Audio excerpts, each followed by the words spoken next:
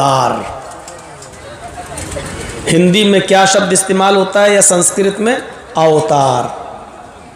और अवतार की मीनिंग जब आप देखेंगे डिक्शनरी में, नालंद विशाल शब्द सागर वगैरह जो हिंदू धर्म की जो वो हैं डिक्शनरी हैं, लुगत है, उसमें अवतार का माना या उसका अर्थ लिखा है ईश्वरत्व का। थोड़ा सा डिफिकल्ट है, मुश्किल है, इसको मैं समझाऊंगा। ईश्वरत्व का मनुष्यत्व में परिणत होना। संस्कृत इनटू हिंदी डिक्शनरी में लिखा है अवतार संस्कृत शब्द, और उसके सामने उसकी मीनिंग लिखी है ईश्वरत्व का मनुष्यत्व में परिणत होना। इसको समझ लीजिए क्या है।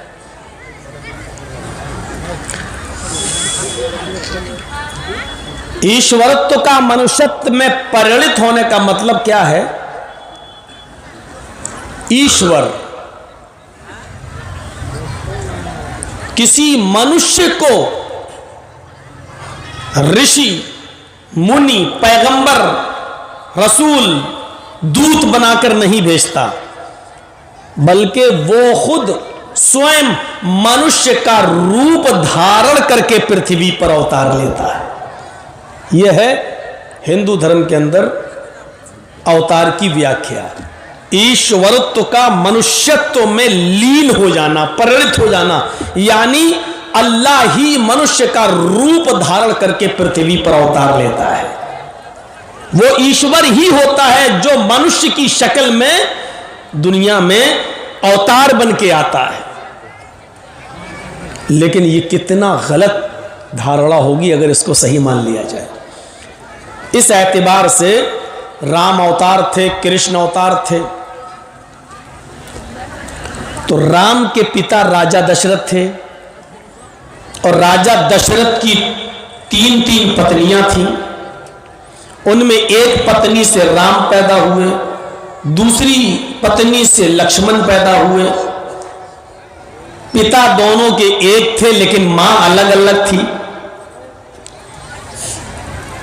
अगर थोड़ी देर के लिए मान लिया जाए कि ईश्वर ही मनुष्य का रूप धारण करके अवतार लेता है, पृथ्वी पर आता है, तो इसका मतलब यह मानना पड़ेगा कि अल्लाह को भी, ईश्वर को भी दुनिया में आने के लिए मां के पेट का सहारा लेना पड़ता है, और वजूद में आने के लिए बाप का भी सहारा लेना पड़ता है,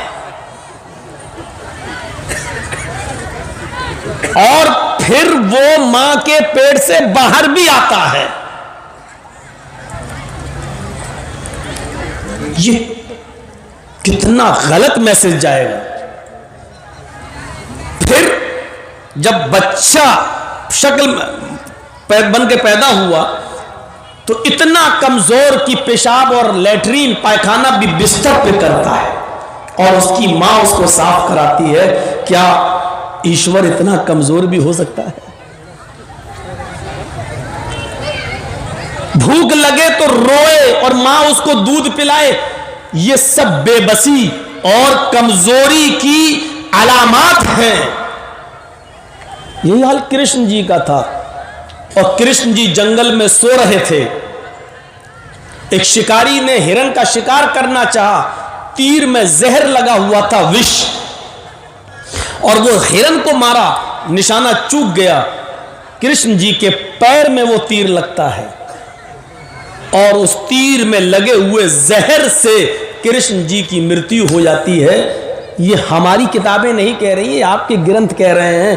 क्या किसी भगवान को या ईश्वर को कोई तीर मार सकता है? और अगर तीर में लगे हुए जहर से ईश्वर ही मर जाए तो फिर ईश्वर की शक्ति रह क्या जाती है?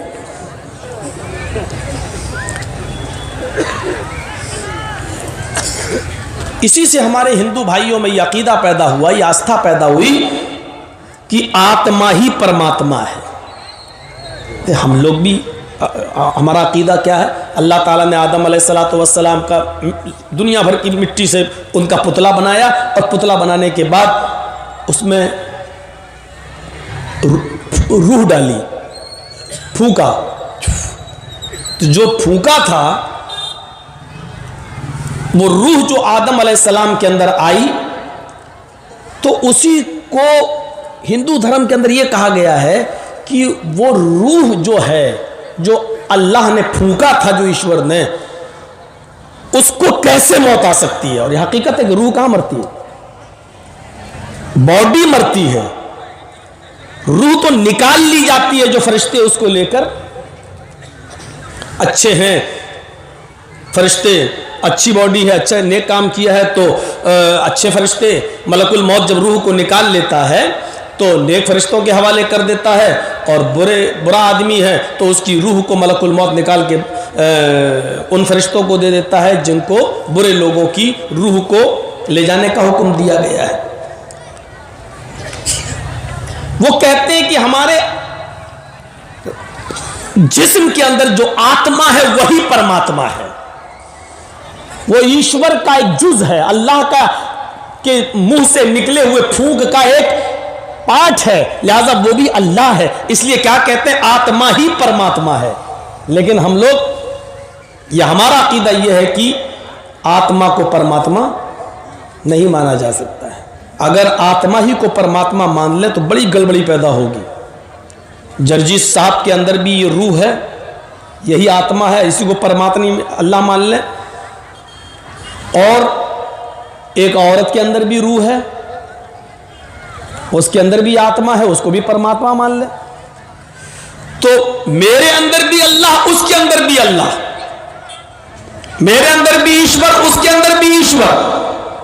और जब शादी होती है, शौहर जब अपनी पत्नी से संभोग करता है, हम बिस्तरी करता है, तो इसका मतलब क्या हुआ, अल्लाह अल्लाह से हम बिस्तरी कर रहा है, ईश्वर ईश्वर से मिल रहा है। उसके अंदर भी आत्मा है, मेरे अंदर भी आत्मा है, और आत्मा ही परमात्मा है। तो इसका मतलब यह है कि परमात्मा परमात्मा के साथ संभोग कर रहा है। एक आदमी ने बंदूक उठाई और एक आदमी को शूट कर दिया, एक मारने वाला एक मरने वाला। मारने वाले में भी आत्मा है, मरने वाले में भी आत्मा थी, और आत्मा ही परमात्मा है। तो इसका मतलब यह हुआ कि परमात्मा ने परमात्मा ही को मार दिया। एक अल्लाह मार रहा है और दूसरा अल्लाह मर रहा है। नऊज़ु बिल्लाह मिन ज़ालिक। यह हमारा अकीदा नहीं हो सकता। कितनी गड़बड़ियां पैदा हो गई। हमने कहा तेरी मां का जवाब तुमने भी दिया, तेरी मां का। हमारे अंदर भी आत्मा है, आपके अंदर भी आत्मा है, आत्मा ही परमात्मा है। तो इसका मतलब परमात्मा परमात्मा को गाली भी दे रहा है। अगर हम इस आत्मा ही को परमात्मा मान लें तो जीना हराम हो जाएगा। अल्लाह के ऊपर से फिर विश्वास ही उड़ जाएगा। एक अल्लाह मार रहा है, दूसरा अल्लाह पिट रहा है।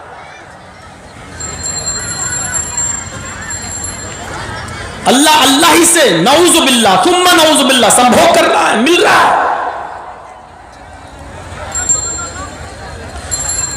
तो यह अकीदा बिल्कुल दुरुस्त नहीं है। अल्लाह कहां है, सुम्मा इस्तवा अलल अर्श, वो अर्श पर है। वो स्वयं अवतार ग्रहण नहीं करता, बल्कि मानव जाति में, इंसानों ही में से किसी मनुष्य को जिसको वो चुन लेता है, मुंतखब कर लेता है, पसंद कर लेता है, उसको रसूल बनाता है और उसके पास अपना फरिश्ता भेजता है पैगाम देकर।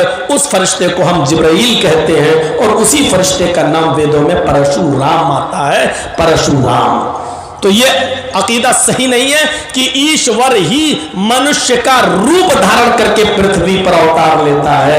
ऐसा नहीं होता है। अगर ऐसा होगा तो गलत। अवतार का अब माना क्या हुआ, अवतार का माना हुआ अवतरित,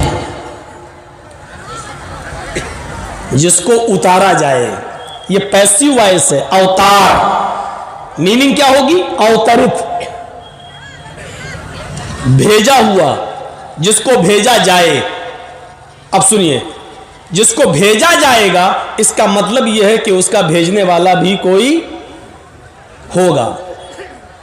आपको तकरीर सुनाई जा रही है, इसका मतलब यह है कि सुनाने वाला भी कोई है। आप पैदा किए गए हैं, इसका मतलब यह है कि आपका पैदा करने वाला भी कोई है। अवतार की मीनिंग हुई अवतरित, जिसको भेजा गया हो। इसका मतलब यह हुआ कि उसका भेजने वाला भी कोई है।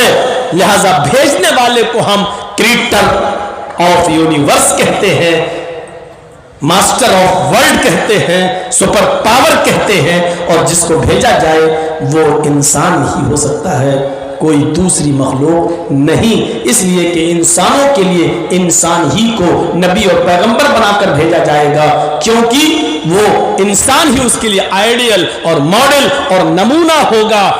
दूसरा कोई आइडियल और मॉडल नहीं हो सकता है। आखिरी नबी के बारे में वेदों ने, पुराणों ने साफ तौर पर उसका एक नक्शा खींच दिया है, उस दिशा का चित्रण कर दिया है, बता दिया है कि वो कब आएगा, किस युग में आएगा, किस जमाने में आएगा, किस शहर में आएगा, उसका बाप का नाम क्या होगा, उसकी मां का नाम क्या होगा, उसकी बीवियां कितनी होंगी, पूरा का पूरा बयान कर दिया है। और ताज्जुब आश्चर्य दिए कि उसको हमारी किताबों में नहीं, खुद हमारे हिंदू भाइयों की किताबों में ऐसा खोल खोल के बयान कर दिया है कि पंडित अगर छुपना भी चाहेगा तो छुप नहीं सकेगा। इत्थिकलोगत प्राय जनेषु खरगर्मिणि धर्मत्राय सत्वैने भगवानो दृश्यति तथस्तु शंभल गिरा में सोत स्वाजीव जात मंगलाचार्य बहुला पापिता विभजिज्जता तच्छुत्वा पुंडरी का ब्राह्मण विदम्बरीति भवने शंभलो विष्णु यशसु गृह सुमति प्रादुर्भाव्यम। अभी इतने ही मंत्र रहने दीजिए, जरूरत पड़ेगी तो और पढ़ देंगे।